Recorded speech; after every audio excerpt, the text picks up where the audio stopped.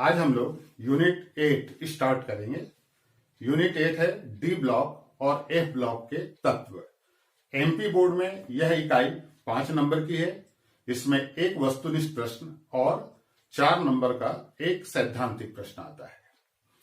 तो 11th class में हम लोगों ने आवर्त सारणी वाले चैप्टर में पढ़ा है कि इलेक्ट्रॉनिक विन्यास के आधार पर तत्वों को 4 वर्गों में बांटा जा सकता है। एस ब्लॉक के तत्व, पी ब्लॉक के तत्व, डी ब्लॉक के तत्व और एफ ब्लॉक के तत्व। इनमें जो डी ब्लॉक के तत्व हैं, इनको एस ब्लॉक और पी ब्लॉक के तत्वों के मध्य स्थान दिया गया है और इनकी कुल 4 श्रेणियां होती हैं।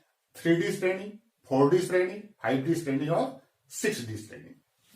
ये जो 3D श्रेणी है ये चौथे आवर्त में आती है और इसमें चौथे आवर्त के स्कैंडियम परमाणु क्रमांक 21 से जिंक परमाणु क्रमांक 30 तक 10 तत्व आते हैं। जो दूसरी संक्रमण श्रेणी है वो 4D श्रेणी है। यह 5वें आवर्त में आती है। इसके अंतर्गत 5वें आवर्त के इट्रियम 39 परमाणु क्रमांक है से कैडमियम परमाणु क्रमांक 48 तक टोटल 10 तत्व आते हैं।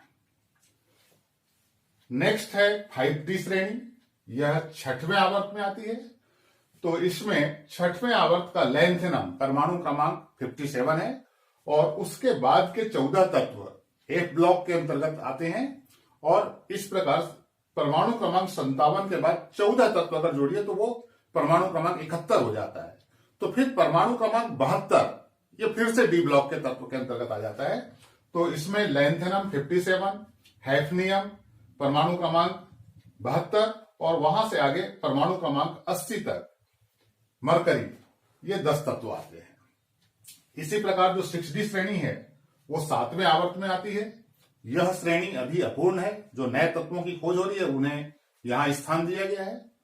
तो 7वें आवर्त में एक्टिनियम परमाणु क्रमांक 89 है और उसके बाद फिर से जो 14 तत्व हैं वो एफ ब्लॉक के अंतर्गत आते हैं। तो इस प्रकार 89 में अगर 14 जोड़ दिया जाए तो 103 हो जाता है।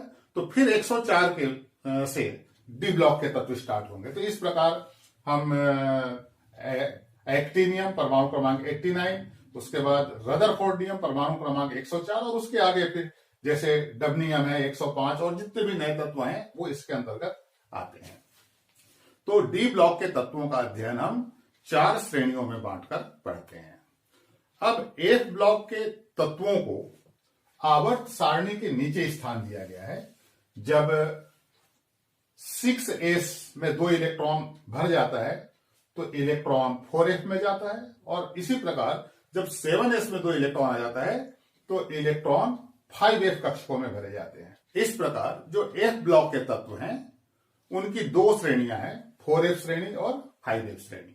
4f श्रेणी को लैंथेनाइट कहते हैं क्योंकि ये तत्व लैंथेनम के बाद आते हैं और इसी प्रकार 5f श्रेणी को एक्टिनाइट कहते हैं क्योंकि एक्टिनियम के बाद ये 14 तत्व आते हैं। तो इस प्रकार ये डी ब्लॉक और एफ ब्लॉक के तत्वों को हमने देखा कि आवर्त सारणी में इनको कहां स्थान दिया गया है। अब एक एक करके सबसे पहले हम डी ब्लॉक के तत्वों का अध्ययन करेंगे और फिर एफ ब्लॉक के तत्वों का अध्ययन करेंगे। तो चलिए सबसे पहले देखते हैं डी ब्लॉक के तत्व। आवर्त सारणी में डी ब्लॉक के तत्वों को संक्रमण तत्व कहा जाता है। संक्रमण तत्वों को एस ब्लॉक और पी ब्लॉक के तत्वों के मध्य स्थान दिया गया है और इनके इलेक्ट्रॉनिक विन्यास में बाह्यतम 2 कोश अपूर्ण होते हैं। डी ब्लॉक के तत्वों का इलेक्ट्रॉनिक विन्यास होता है N-1D 1 से 10 इलेक्ट्रॉन और NS 1 या 2 इलेक्ट्रॉन। तो संक्रमण तत्वों के बाह्यतम 2 कोश अपूर्ण होते हैं और अंतिम इलेक्ट्रॉन N-1D कक्षकों में भरे जाते हैं। अब यहां पर यदि हम जिंक, कैडमियम और मरकरी के इलेक्ट्रॉनिक विन्यास देखें तो इनके इलेक्ट्रॉनिक विन्यास में ये N-1D कक्षक पूर्ण रूप से भरे होते हैं।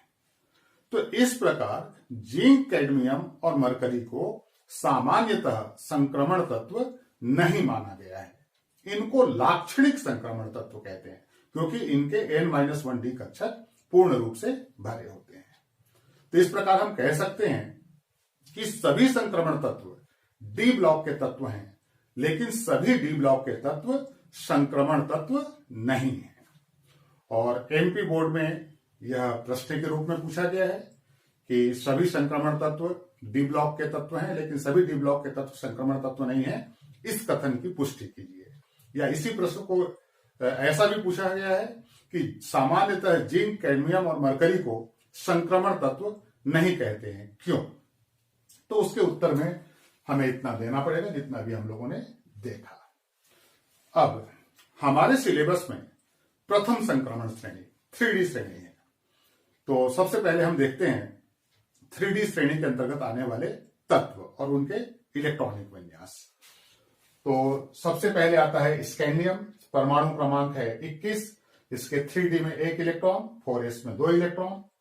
अगला है टाइटेनियम, परमाणु क्रमांक 22, 3D में 2, 4s में 2। अगला सदस्य है वैनेडियम, 3D में 3 इलेक्ट्रॉन और 4s में 2 इलेक्ट्रॉन। अगला सदस्य क्रोमियम है, इसका परमाणु क्रमांक 24 होता है और इसका इलेक्ट्रॉनिक विन्यास असामान्य होता है। 11th क्लास में हम लोगों ने देखा है, यहां 3D में 5 इलेक्ट्रॉन होगा और 4s में 1 इलेक्ट्रॉन होगा।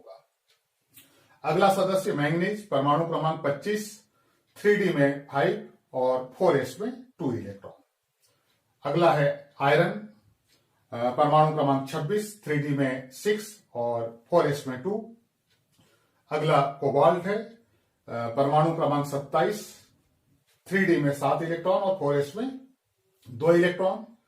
अगला सदस्य निकिल है, परमाणु क्रमांक 28, 3D में 8 और 4s में 2 इलेक्ट्रॉन।